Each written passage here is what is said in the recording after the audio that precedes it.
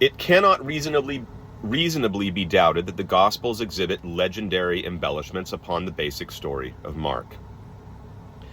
However much you might quibble about which elements were invented, it is clear at least some were.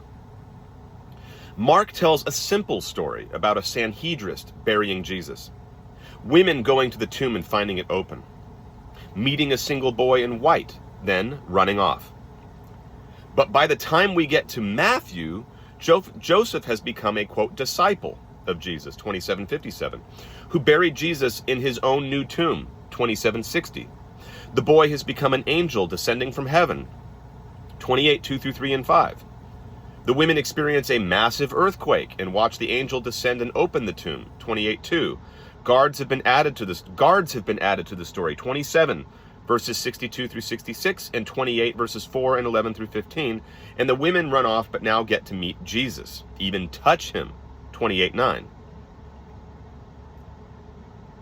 There can be no doubt that we are looking at extensive legendary embellishment upon what began as a much more mundane story.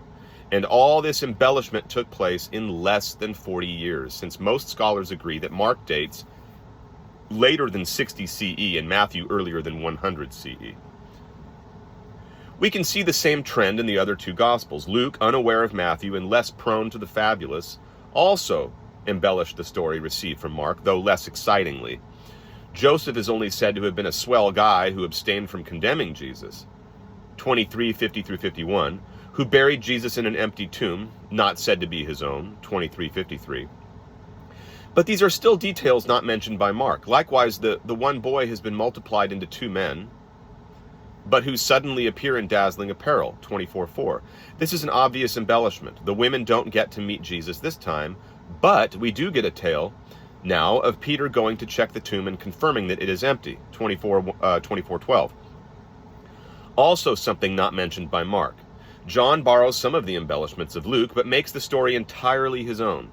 Joseph is now a secret disciple, 1938, and again uses an unused tomb, not said to be his own, 1941, but delivers an absurdly fabulous burial, 1939. Only one woman, Mary, goes to find the tomb empty, 20 verse 1, but as in Luke, she tells Peter, who goes to see for himself, this time with another disciple, chapter 20 verses 3 through 8.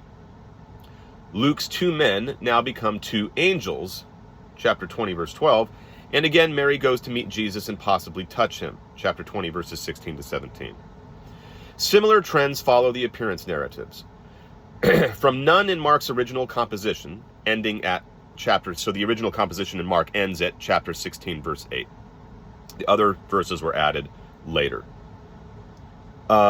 From none in Mark's original composition, ending at 16:8, to a hint of physical contact in Matthew 28:9, to a full-on handling and eating and proclamation from Jesus himself on the nature of his body in Luke 24:37 through 43, to the most detailed Doubting Thomas story in John. So you see how it's all sort of developing and getting more and more embellished as each gospel comes into circulation and publication. Involving physical confirmation of wounds, John 20:24 through 29, plus an overt polemical message, John 20 verses 29 through 31, making explicit the motive that was only implied by Luke. It is quite unreasonable to maintain that we are not seeing a trend of legendary embellishment here, especially given the evidence from Paul that these appearance narratives must have been crafted to sell a doctrine that Paul denied. This should not come as a shock. Already in Paul's own day, embellishments and distortions were entering the record.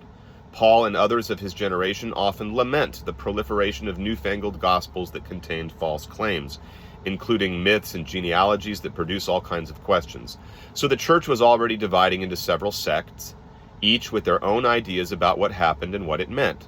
So we can be sure this would only have gotten worse after Paul's death. There can be no doubt then that before the extant gospels were written, some sects had strayed in one direction away from the truth and others in another. Following this trend, it is likely that the sects we generally label, often incorrectly, as the Gnostics, went all the way toward Orphic notions of a resurrection of a disembodied soul, while Sarcicists went all the way in the other direction to a fantastic insistence on resurrection of the flesh. Both were equally wrong, equally far away from what Paul originally preached. Yet the need to oppose each other probably led to rapid polarization of their doctrines.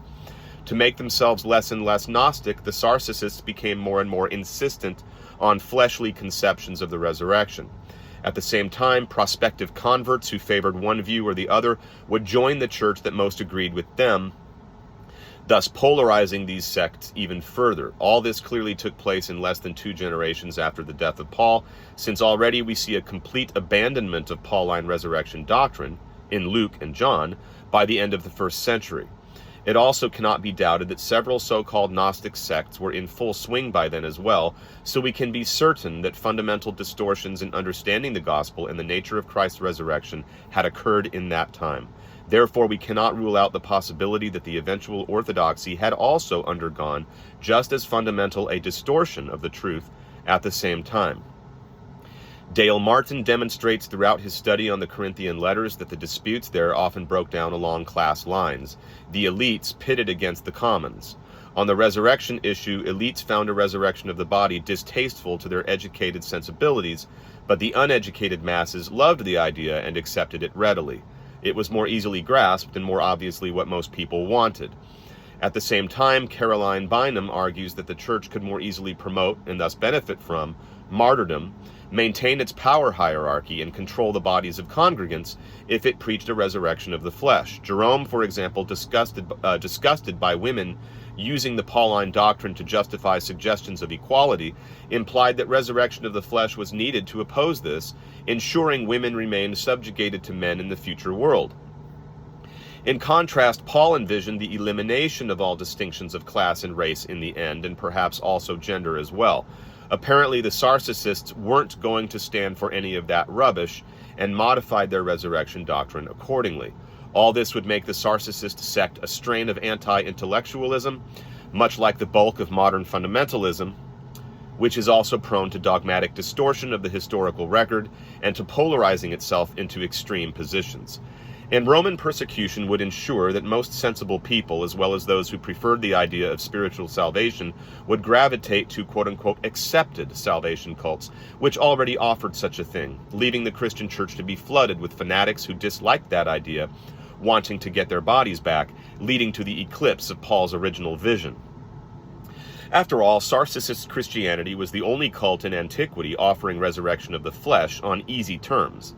The Jews, by contrast, required adherence to a mass of stifling rules and mutilation of the penis. What I have presented so far is an articulation of my theory as to the origins of the empty tomb story, first as a metaphor in Mark, then as an inspiring element in the development of a Christian heresy that took the empty tomb as literal, using it to bolster their own doctrine of a resurrection of the flesh.